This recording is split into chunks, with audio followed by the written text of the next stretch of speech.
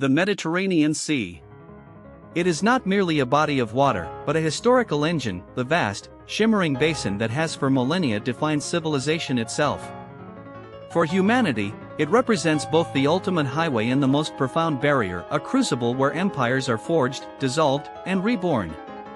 Look upon its ancient shores, and you are looking at the physical manifestation of geopolitical will. Here, amidst these turquoise depths, were built three colossal ambitions: Rome, Carthage, and the relentless currents of untold human commerce. The trajectory of conflict that played out across the sea was not simply a series of battles, it was an ideological collision, a struggle for narrative dominance writ large upon marble monuments and blood-soaked fields. The question was always simple, yet impossibly complex: who would master the center? Who would command the Pax Romana? When Rome, having shed its republican veneer in the crucible of civil wars, finally emerged as a dominant power, it carried with it an unyielding geostrategic imperative: the need for absolute control. Its logistical veins stretched from Britannia's damp misty marches to the scorching sands of Mesopotamia. The empire required not just tribute, but predictable stability, lines of communication that could withstand decades of revolt or sustained barbarian pressure. And carved into the geopolitical heart of this structure was Carthage. That dazzling Phoenician outpost, a rival mercantile behemoth whose ambition challenged Rome's very structural resilience. Their conflict, fought across the Punic Wars, was more than a struggle for territory, it was an existential contest between two competing models of civilization. Rome championed law and centralized military authority, Carthage mastered trade and decentralized commercial wealth. History records that even in defeat, the seed of rivalry never truly withered. When the smoke of those great wars had finally cleared, and Carthage lay reduced to salt-stained ruins, the memory of its mercantile spirit remained a festering wound on Rome's psyche.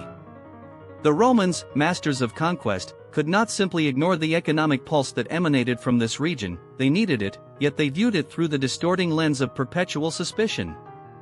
As the centuries marched forward, and Roman power reached staggering apogees, grappling with the Vandals, stabilizing Gaul, cementing its grip on breadbasket provinces, the very magnitude of the empire began to introduce novel forms of stress. Rome was no longer merely fighting outside its borders, it was wrestling with its own immensity. Governing such a massive organism demanded constant vigilance, creating vacuum points and zones where ambition could flourish unchecked. This brought us inexorably eastward, toward the Levant, towards the fertile chaos of Antioch. Antioch was not just another provincial capital on a map, it was a nodal point of unparalleled strategic value. It sat at the crucial nexus where trade routes from Arabia converged with established Mediterranean shipping lanes. To control Antioch meant controlling the arteries that fed Rome's imperial appetite, the wealth, the grain, and most importantly, the information about all these sources. In this critical zone, a pattern of volatile succession unfolded. The great geopolitical reorientation wasn't always marked by barbarian hordes, often, it was sparked by two rival military commanders, separated only by rumor, lust for power, and the fragile support of local militias. Imagine the confluence: Rome, now an edifice built on the blood and sheer will of its generals, a structure perpetually susceptible to the whim of the man holding the nearest legionary standard. The grand strategic design was continuously undermined by smaller, more personal battles for influence.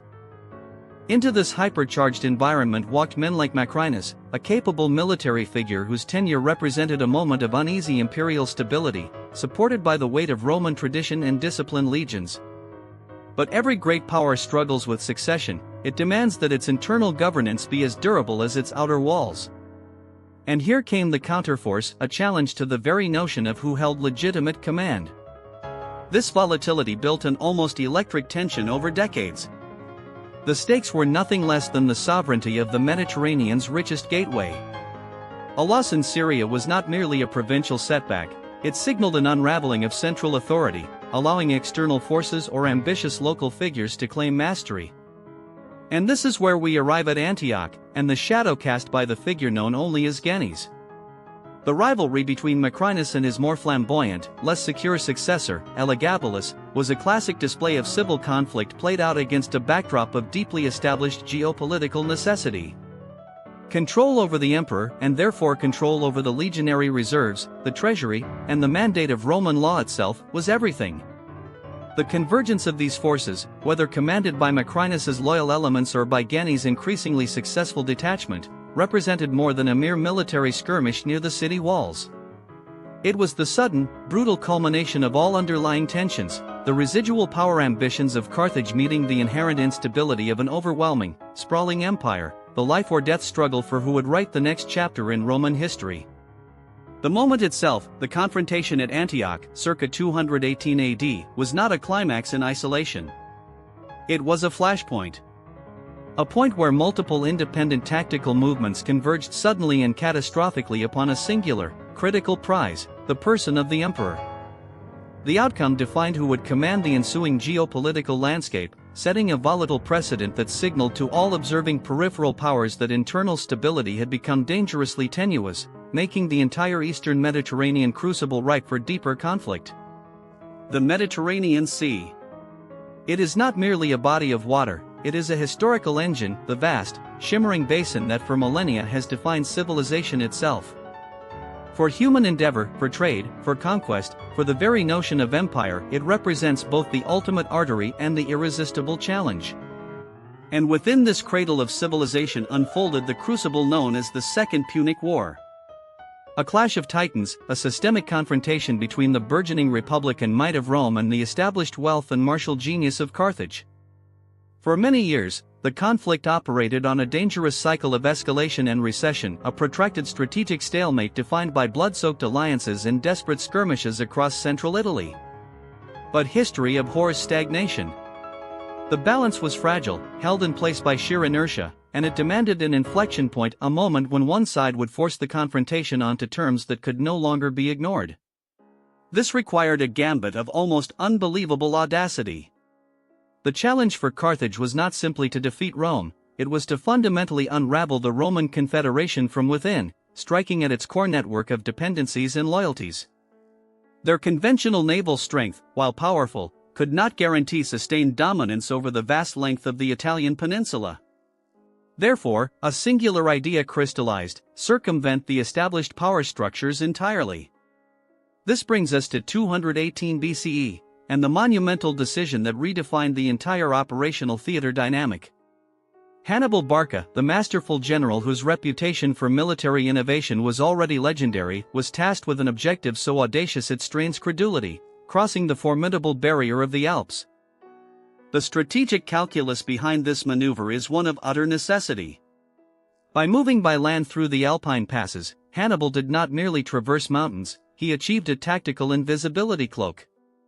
He bypasses the established Roman lines of communication and supplies, forcing Rome to rapidly recalibrate its defensive strategy along a front it was utterly unprepared for. What we are analyzing here is the operationalization of imperial might pushed beyond any known limit. To move an army, a complex, multi-ethnic collection of troops, across that mountainous spine demanded logistical genius combined with sheer human will. Imagine the force: Iberian heavy infantry, Numidian skirmishers renowned for their ferocity and mobility, seasoned Carthaginian veterans, and contingents from Greek allies. They were not a homogeneous unit, they were a diverse military organism, each component necessary to survive the colossal stresses of the journey. The Alps themselves became more than just terrain, they became an agent of entropy.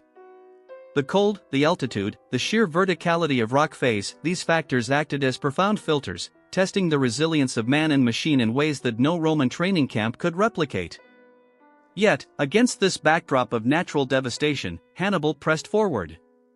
Upon emerging from the glacial wilderness, the force was diminished, certainly scarred by loss of life, but critically, it retained its integrity and most importantly, its strategic momentum. The Alps had served not as a barrier to be overcome, but as a colossal shield that allowed him to appear suddenly, like a phantom army, on Roman soil itself. His initial sweep through northern Italy established the critical first phase of the campaign, sowing confusion. But Hannibal's vision was far grander than merely securing ground in Cisalpine Gaul. The true weakness of Rome lay not just in its legions, but in the decentralized loyalty of the Italian city-states, the delicate geopolitical web holding the republic together. The trajectory after the Alps, therefore, was a gradual but deliberate push outwards and sideways, forcing his operational theater dynamics to shift away from the direct line toward Rome itself.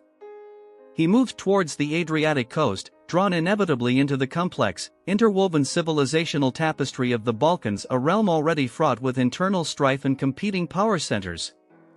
The region that lies between the Apennines and the Ionian Sea was a nexus of civilization and commerce, but also a zone perpetually threatened by external imperial ambition.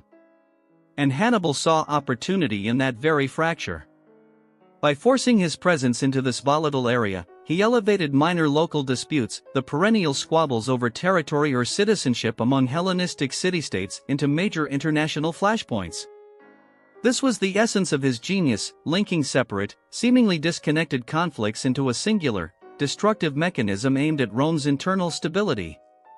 He did not merely cross borders, he created a vacuum of Roman attention. Every engagement in the northern reaches of Italy or along the Adriatic coast necessitated resources, men, material, and political focus that could not be drawn from the immediate defense of Rome itself.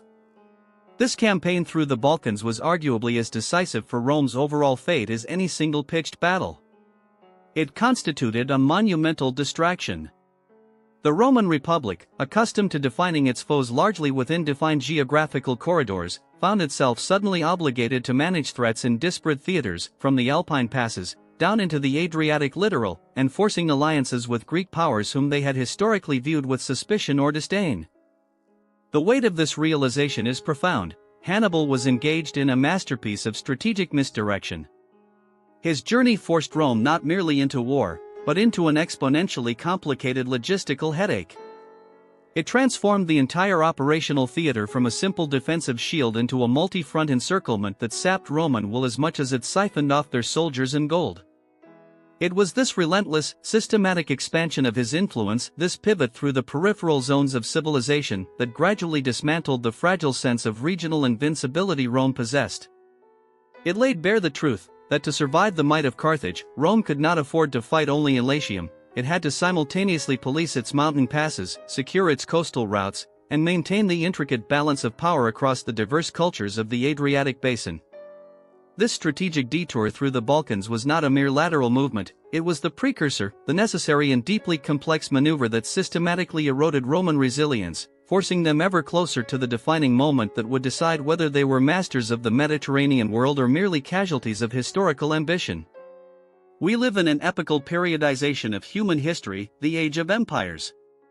And nowhere is this grand, terrifying drama played out with more brutal clarity than upon the shores and sweeping plains of Asia Minor, where the forces of Rome meet again those of Carthage.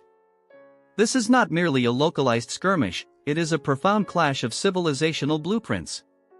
To understand the weight of the confrontation unfolding around Antioch in 218 BCE, one must look beyond the mere line of soldiers gathered on the field. One must examine the very engines of power that fueled their migrations and mobilized their armies. This conflict was a protracted geopolitical contestation for spheres of influence, a struggle over who would define the terms of trade and governance across the entire Western Mediterranean world. Consider Rome. The Republic, by this point, represented the apotheosis of institutional strength. Its military might, centered around the disciplined manipular legion, was not just an armed force, it was a fully integrated system. It demanded loyalty to abstract ideals, to residential publica, and backed its men with the unimaginable infrastructural weight of Mediterranean civilization. Roman power excelled through standardization, standardized equipment, standardized supply lines running along established historical arteries of global commerce, and tactical doctrine honed over generations of conquest. They were masters of siege warfare, methodical in their expansion, operating according to a comprehensible, deeply structured logic. Yet, even within this apparent rigidity lay inherent contradictions. Rome's immense success depended upon the steady contribution and willingness of its provincial allies. These alliances, while essential for numerical superiority and logistical depth, were sources of simmering political vulnerability. The ambition necessary to maintain an empire meant that trust was constantly strained, making any significant shock blow aimed at fracturing the will of Rome's periphery a strategic possibility. Now, turn your gaze eastward. From across the Pillars of Hercules, arrived the forces under Hannibal Barca and his associated Carthaginian coalition. These were not legions forged in centralized republican discipline. Rather, they were a staggering tapestry of diverse military cultures, Iberian infantry hardened by mountains, Gallic warriors fueled by volatile tribal loyalty, specialized mercenary units drawn from every corner of the known world, and crucially, the famed Numidian cavalry, light horsemen whose mobility rendered conventional battle formations nearly obsolete. The Carthaginians did not operate within the established Roman model. They were the ultimate anti-system force, adaptable, unpredictable, and devastatingly effective in maneuver warfare. Their strength was their heterogeneity. Where Rome relied on uniform discipline, Carthage wielded sheer tactical plurality. The presence of war elephants further complicated the strategic calculus, presenting an organic, brute force element rarely encountered in standard Mediterranean engagement profiles, a psychological weapon alongside a physical one. The confluence of these two vastly different military philosophies at Antioch creates a gravity well of impending conflict. Rome represents the established order, deeply institutionalized, overwhelmingly wealthy, and reliant on predictable lines of attack and defense. Carthage represents disruption itself, fluid, mobile, drawing power not from state bureaucracy but from raw martial will and tactical genius. The geographical setting amplifies this pressure exponentially. Antioch, sitting at a crucial strategic nexus in northern Asia Minor, is not merely ground upon which men fight, it is the geographic bottleneck determining the flow of military initiative toward the heartland of Italy. Whichever side secures control here effectively controls the ultimate axis of power for decades to come. To seize or repel this location is nothing short of deciding the fate of the Mediterranean itself. What we are witnessing, therefore, is not simply an army advancing upon another army. It is a monumental confrontation between structure and spontaneity. It is between the meticulous, predictable grandeur of Roman statecraft, the unstoppable force of the centralized legionary machine, and the terrifying, adaptive brilliance of forces operating outside those historical constraints. The generals on both sides understand this deeply. They know that the way to victory here lies not simply in manpower count or even material superiority, it must come from identifying and exploiting the fundamental flaw in the other's structure. For Rome, the vulnerability might lie in its overextension and dependence on external alliances. For Carthage, perhaps the failing lay in maintaining cohesion among so many disparate mercenary forces under the crushing stress of a prolonged campaign thousands of miles from their homelands. The tension building around Antioch is thus palpable, thick with untold logistical burdens, unimaginable ambition, and the sheer weight of historical expectation. The scale is so vast that it defies easy comprehension, a nexus where civilization's great powers meet, poised on an irreversible inflection point. All geopolitical trajectory, every future development for both Rome and Carthage, hangs suspended in the dust-choked air awaiting the clash of these two titanic forces. The world holds its breath. We arrive now at the critical pivot point of Hellenistic history, a brutal convergence where empires do not merely fall, they splinter into fragments, each claim staked with blood and desperate ambition. We are traversing Asia Minor, a geological marvel that was equally a cradle of civilization and a deadly crucible for men's grandest schemes. Here, upon these sweeping Anatolian plains, the notion of established order dissolved like salt in the Mediterranean winds. This is not merely a war, it is the ultimate struggle for defining civilization itself. The year 218 BC marks less an end, and more a violent rearrangement of power, a moment where alliances proved as fragile as sun-dried clay, and where survival depended entirely upon anticipating the next tremor in the geopolitical axis. To understand the desperate struggle that culminated at Antioch, we must first grasp the scale of the dissolution that preceded it.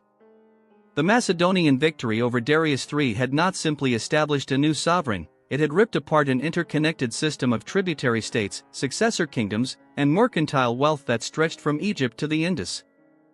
For decades, the Hellenistic world cycled through dizzying moments of perceived stability, epochs where one faction might temporarily dictate the balance of power dynamics. But this equilibrium was inherently theoretical, built upon a scaffold of continuous military intervention. When those interventors faltered, or when new ambitions emerged from peripheral kingdoms, the entire edifice threatened to collapse into civil war. Asia Minor itself became the ultimate prize precisely because it functioned as the grand nervous system connecting the burgeoning powers.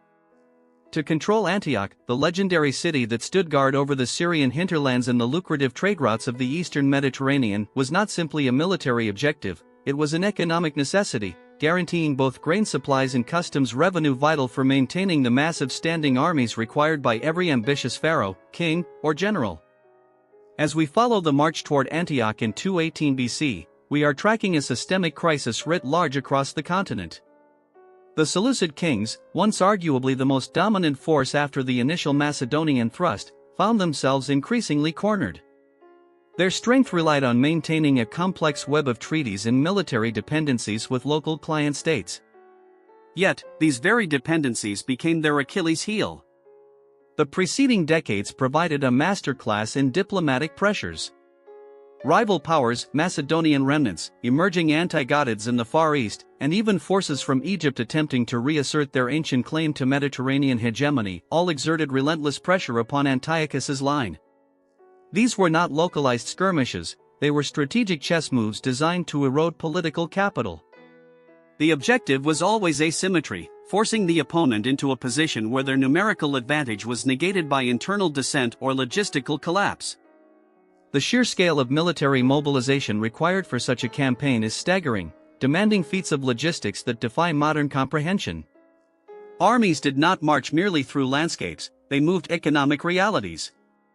They consumed fodder from vast agricultural plains, required skilled engineers to maintain roads across rough terrain, and needed commanders capable of interpreting not only the enemy's disposition but also the fickle allegiance of local militias who held the key to every fresh source of water or grain.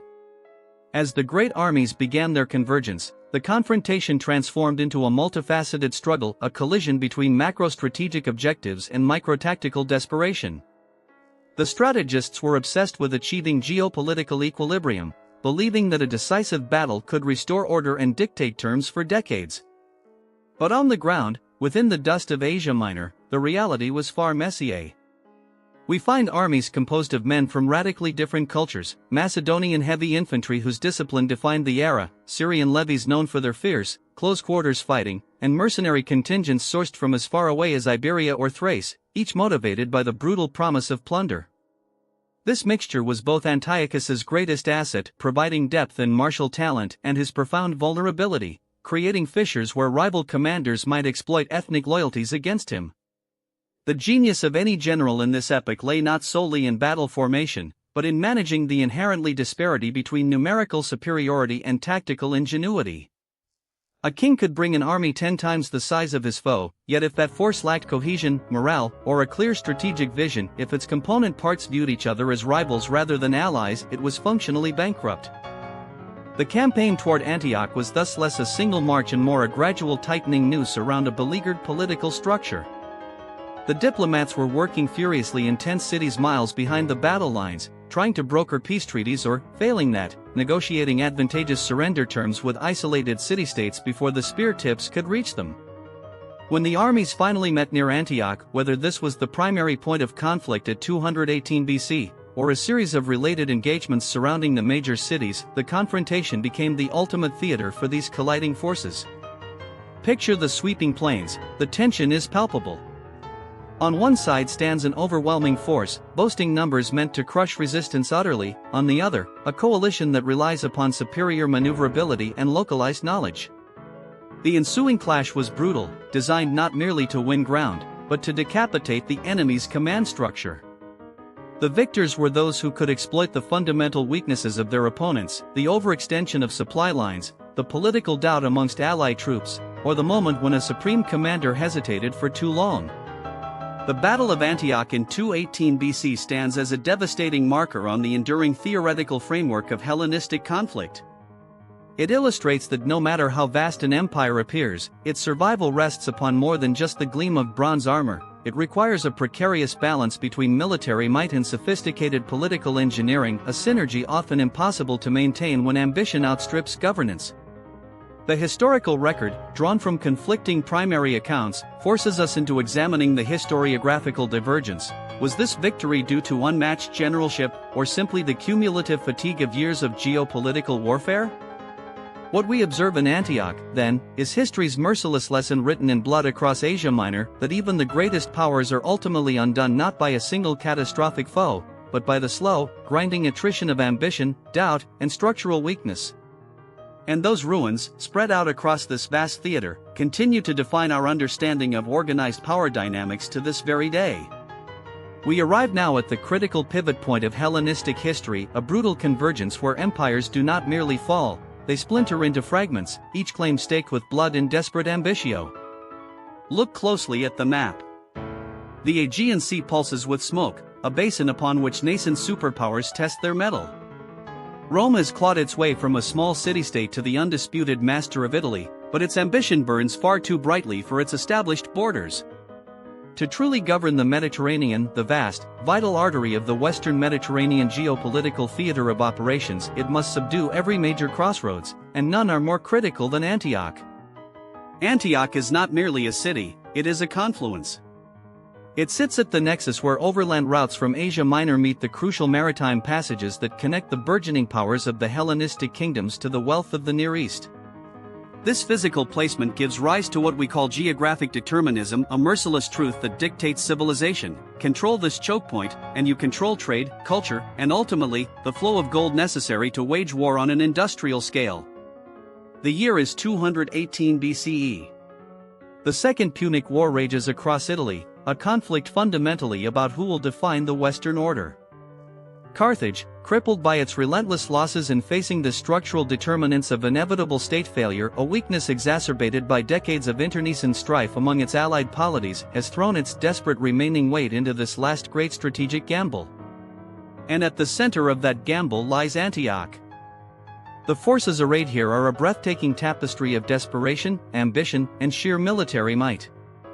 On one side stand the legions of Rome, disciplined, adaptable, and increasingly reliant on tactical genius to compensate for manpower losses.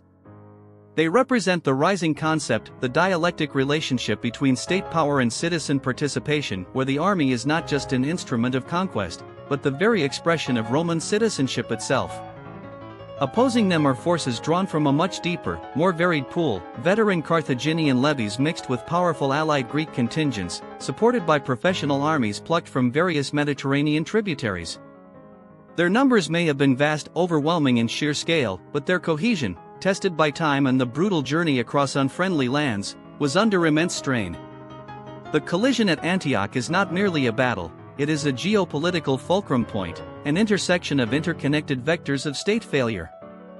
If Rome could secure this city, if they could stabilize this vital conduit, the economic lifelines leading from the east, the sources of silk, spice, and invaluable tribute, would fall squarely under Roman control for generations to come. The initial phase of operations was defined by brilliant maneuvering, less a clash of armies than a series of strategic gambles played on the unforgiving landscape. The Carthaginian objective was clear: bleed Rome dry before they could consolidate their grip further north or eastward. They sought not merely victory in battle, but systemic exhaustion, the collapse of Roman will. But the Romans, acutely aware of this vulnerability, adopted a strategy that prioritized operational depth over immediate confrontation. They used the local topography, the hidden passes and river crossings feeding into Antioch's vast basin, to their advantage. This strategic patience is the hallmark of superior command, understanding that in total war, space itself is an arm of the military machine. The build-up reveals the tension between raw numerical superiority and profound tactical mastery. The enemy possessed manpower, Rome was generating intellectual power, the genius required to predict movements, adapt to terrain shifts, and leverage disciplined engineering against more loosely organized coalition armies. And then, they meet. When the formations finally closed, the sheer scale of the clash must have been overwhelming. Imagine the dust rising from thousands of synchronized steps, the grit in the teeth, the smell of sweat, copper, and adrenaline hanging thick over the Mesopotamian dawn. The battle unfolded not as a single, clean line of combat, but as a terrifying series of localized engagements within a broader strategic framework. The turning points were microscopic, occurring in peripheral skirmishes, a broken supply route, a flank suddenly exposed by a disciplined maneuver utilizing light infantry, yet their impact was cumulative. They caused structural failure deep within the enemy lines. The superior coordination of the Roman tactical doctrine proved capable of mitigating the sheer weight of numbers presented against them. It was not merely brute force that prevailed, it was an understanding of the relationship between command structure and field execution. Antioch demanded a multi-theatrical focus, simultaneously holding the line against a frontal assault while disrupting rear supply lines, maintaining vigilance in the river valleys far to the east, all designed to pull the massive Carthaginian edifice apart piece by agonizing piece. The victory achieved here, according to surviving primary accounts, was decisive and costly for both sides, but its implications were overwhelmingly unidirectional. The forces that managed to break the backbone of the coalition at Antioch demonstrated a structural resilience far exceeding their initial expectations. They forced Carthage into an ever-retreating posture, one that depleted not just men, but coffers, the lifeblood of empire. The ultimate geostrategic implication of this collision was nothing less than the redefinition of the Mediterranean balance of power. The Carthaginian dream of regional dominance, built upon alliances and trade wealth, collided head-on with the disciplined, relentless military expansionism of Rome. Antioch stands as a historical antecedent moment, a battle that did not merely shift borders, but irrevocably biased the geopolitical system toward a single, consuming pole, the Roman Republic. The collision at Antioch marks the systemic point of no return. The localized violence of 218 BCE became the unstoppable engine driving centuries of imperial expansion, laying down the foundational assumption, a terrifying and potent one, that military might, when coupled with adaptable political will, could restructure the fate of entire continents. What followed was an era defined by consequence, where every strategic victory in Antioch set the inescapable trajectory for the eventual dominance of Rome over the West, and eventually, the Mediterranean itself. We arrive now at the crucial juncture, a geopolitical nexus point where the raw ambitions of a burgeoning superpower collided violently with the delicate, accumulated stability of ancient empires. This chapter is about exploitation, the moment victory ceases to be an endpoint and becomes, instead, a grueling logistical burden, forcing Rome to confront the terrible reality of true imperial hegemony. The initial conquests, the crushing defeats dealt to Hannibal's legions, the subjugation of Carthage, were victories of spectacular martial audacity. But sustained dominance demands something far more complex than merely defeating armies in pitched battle. It requires control of economic lifelines, mastery of decentralized political structures, and the constant brutal projection of force into a realm whose history was a bewildering historical palimpsest, written over successive waves of conquest from Persia to Macedon.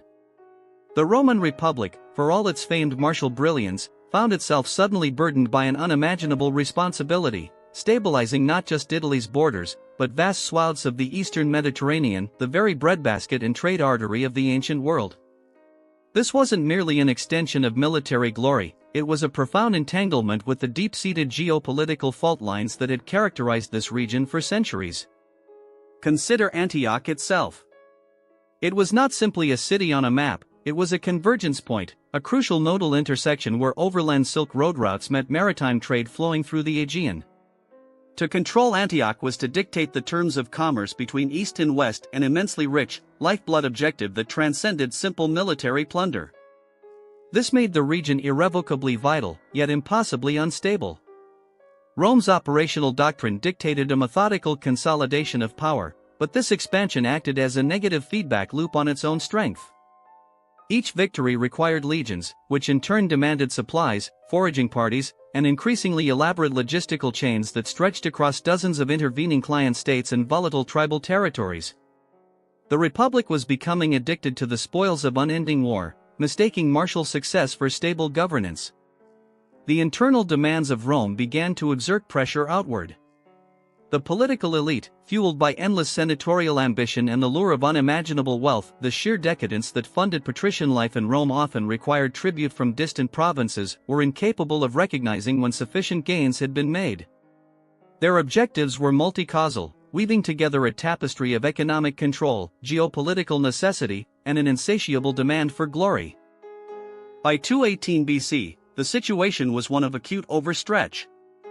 The massive forces that traversed Italy during the Punic Wars found themselves now deployed against powers whose political identities were as fluid and contradictory as their geography. They had successfully fragmented opposing empires, the Seleucid might in the east, local kingdoms in Asia Minor, but they had failed to establish a sustainable civil administration capable of managing such diversity. The concept of securing the hinterland became paramount. It meant moving beyond simply taking capitals, It required securing the agricultural capacity that fed the army and the administrative infrastructure that channeled tax revenue back through the sea lanes. The military campaign transformed from conquering enemy armies to neutralizing entire economic systems, a far harder task involving population decimation of local leadership structures and sustained garrison duty in perpetually restless frontiers. The calculus shifts here. Rome is no longer fighting for mere survival, but for systemic dominance, for the right to define the trade routes and the political allegiance of every key city-state between the Pillars of Hercules and the Euphrates. The stakes are not just military, they are metabolic. If these arteries of commerce falter, if the taxation and tribute fail to materialize in Rome, then even the most formidable legions risk starving themselves out. This immense geopolitical imperative meant that localized tactical success was merely a stepping stone towards mastering the grand architecture of regional power. The campaigns were thus driven by overlapping motivations. Securing Antioch wasn't just about defeating its defenders, it was about ensuring that the wealthy hinterland beyond its walls, the grain, the horses, the strategic mineral deposits of the plateau, would forever pay tribute to the eagles of Rome. The sheer scale of this undertaking began to reveal a fundamental structural weakness in the Republic itself. It lacked the unified, centralized bureaucracy necessary to govern such an expanse. It was fundamentally designed for conquest, not administration. This over-reliance on military force, while spectacularly effective at achieving immediate victories, meant that victory only postponed the inevitable reckoning with its own unsustainable logistical footprint. The pursuit of absolute imperial hegemony, in the Deep East, had begun to consume itself. From the shattered sands of coastal defeat comes not surrender, but rather a terrifying, deepening operational shift. This is from coastal defeat to Italian threat, the phase where merely resisting Hannibal became an impossibly complex geometric puzzle for the Republic itself. For those who observed the brutal carnage along the Adriatic and the scattering forces in Magna Graecia, the narrative might suggest a retreat, a tactical withdrawal prompted by overwhelming force. But to interpret this period as mere decline is to misunderstand the profound, almost terrifying genius of Carthaginian strategy. Hannibal did not seek merely victory at a specific location, he sought systemic failure within the very structure of Roman governance and military cohesion. The Republic was facing more than just an invading army, it was grappling with a total crisis of identity. The initial shockwaves from Kenny, the devastating human cost, calculated in men, slaves, and shattered futures, had not merely been contained by defensive fortifications, but had instead begun to metastasize throughout the Roman political soul itself. Rome's system, predicated for centuries on localized military success and rapid recovery, was now being stressed at an unprecedented level, stretched across dozens of allies and fraught through a labyrinth of shifting alliances that defined the entire western Mediterranean basin. The geopolitical fault lines were not drawn by natural geography, they ran straight through treaties and mutual obligations. Every major city in Italy, from Capua to Tarentum, was caught between their historic allegiance to Rome, which offered perceived stability, and the immediate military allure, or indeed, the economic promises, of a force that seemed unstoppable. This was not simply warfare among armies, it was a conflict waged through the currency of loyalty, betrayal, and sheer survival necessity. As Carthaginian forces moved deeper into Italy, their approach necessitated a mastery of logistics, a complex melding of raiding economy and disciplined operational maneuvering. The initial successes along the coasts forced Rome to dedicate resources not merely to troop maintenance, but to safeguarding vital lines of communication, effectively preventing total collapse from coastal hemorrhaging. This continuous pressure began dismantling the carefully constructed edifice of Roman dominance. Now, attention shifts inland. The threat evolves geometrically. It moves away from decisive set-piece battles, though those would certainly come, and into a strategy of deepening occupation and sustained harassment. Hannibal's advance was less like an advancing army line, and more like the spreading creep of rot through foundational timber. He dictated where Rome's forces had to be, forcing them into increasingly unwinnable defensive stances far from their agricultural heartlands or core recruiting bases. This phase forced a painful re-evaluation of Roman military doctrine and allied participation. The sheer scale of the challenge required an unprecedented pooling of resources, demanding cohesion across a highly diverse command structure across allied polities, a concept that would prove both indispensable and dangerously prone to internal friction. The commanders were not merely Roman citizens, they were representatives of Samnium, Campania, Etruria, each with their own vested interests, their own local military traditions, and their own deep-seated mistrust of the central authority in Rome. The historians studying this period frequently engage in examining the historiographical divergence between localized conflict reports, the sheer panic captured by individual legionary centurions, and the overarching strategic analyses. The former speaks of desperate charges and moments of sublime bravery, the latter speaks of depletion rates, supply bottlenecks, and the agonizing slow death of political will. Rome's strategic response to this escalating threat was therefore multifaceted, a brutal combination of defensive hardening, diplomatic appeals, economic blockade, and, crucially, the attempt to reforge unity amongst those allies who were rapidly considering the easier path offered by Carthaginian might. It became clear that defeating Hannibal in battle alone would no longer suffice. The Republic had to win the allegiance of every major Italian city before or simultaneously with striking at its armies. The deepening operational threat presented a profound existential stake for the Roman people. Failure did not mean temporary setbacks, failure meant a fragmentation of civilization itself, potentially leading to nothing more than smaller, warring Hellenistic-style principalities emerging from the rubble of a vast unified sphere of influence. Rome's response demanded an almost impossible coordination, mobilizing legions far from their secure bases while simultaneously conducting complex political negotiations with independent states and managing the volatile temperament of allied commanders who questioned the strategic calculus emanating from the forum itself. The realization dawned, cold and clear, that the conflict was no longer confined to a single battlefield in Apulia or Campania.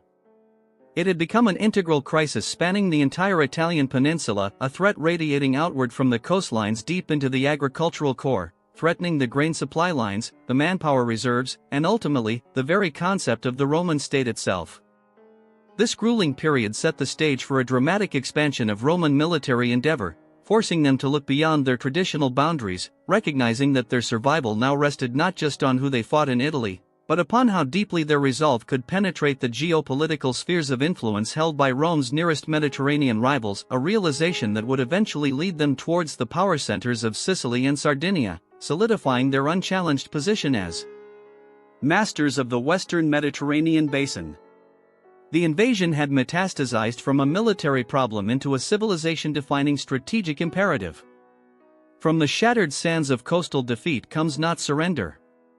It comes, instead, as a terrifying, deepening operational shift, a grim pivot away from the predictable theater of the Mediterranean littoral. The battle lines, having run red across Sicily, have not yet been drawn entirely in Italian soil, but the strategic geometry of power has fundamentally changed in a single, crucial flashpoint, Antioch. The stakes here were not merely local, they were epochal. They touched the very historical arteries of global commerce, the networks that fed Rome's relentless appetite for resources and markets, and similarly vital trade routes that formed the backbone of Carthaginian wealth and influence across the eastern Mediterranean. To control Antioch was to dictate the rhythm of regional exchange, to seize the choke point where east met west. The years surrounding 218 BC found Carthage entangled in a multifaceted war and interstate rivalry dynamics not just with Rome, but against numerous minor Hellenistic powers and ambitious local rulers who saw Roman weakness as opportunity for self-elevation.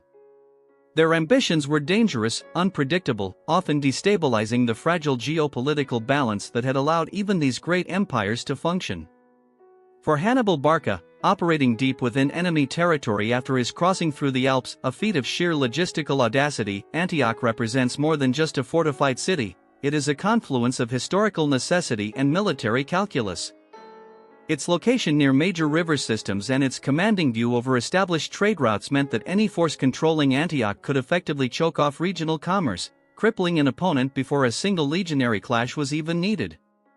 The genius of Carthaginian strategy in this phase lay not just in fighting, but in generating uncertainty and ensuring that the operational scope of conflict became dangerously undefined. The campaign morphed from direct pitched battles into what historians describe as the operational scope of undeclared conflict, a continuous cycle of raids, political manipulation, alliances with native populations, and seizing strategic nodes far from the main front lines. This period is marked by a profound sense of historical contingency. No single maneuver was predetermined. Every success or failure hinged upon unpredictable factors, shifts in local tribal allegiances, unexpected weather patterns that dictated troop movement, or the sudden internal treachery within allied city-states. The outcome became less about military superiority and more about the ability to manage political instability and leverage geographic inevitability. Rome's initial response, rooted in their traditional martial dogma, was too often one of brute force, a desire to meet power with superior numbers on an open field. But the experience gained through Hannibal's aggressive movement required a strategic adjustment. Rome had to learn that sheer mass was insufficient. They needed understanding of terrain and local political dynamics.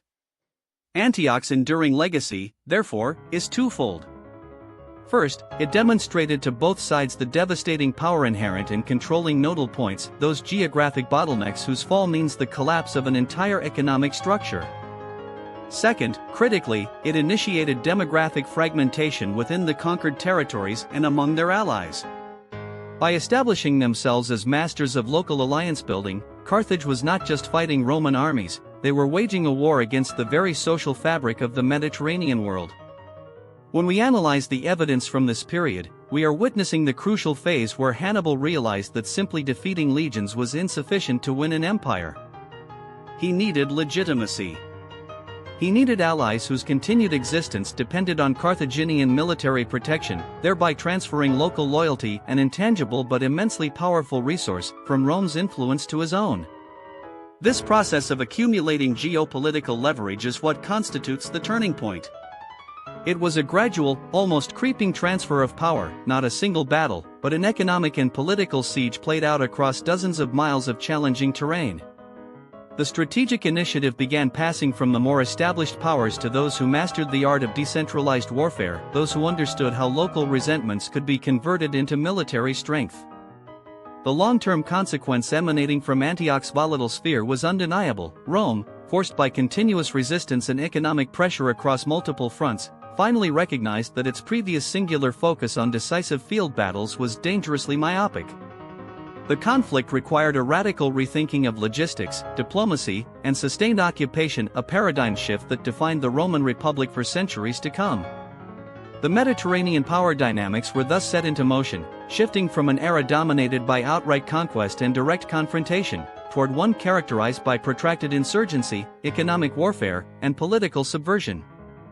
Antioch was the crucible where these new strategies were forged. It was the point where Rome, having suffered profound losses, ceased to view the war merely as a series of military engagements, but rather as an existential struggle over who would ultimately dictate the global terms of trade, law, and civilization itself. The reverberations from that region did not just change military tactics, they redefined what it meant for one power, and only one, to dominate the civilized world.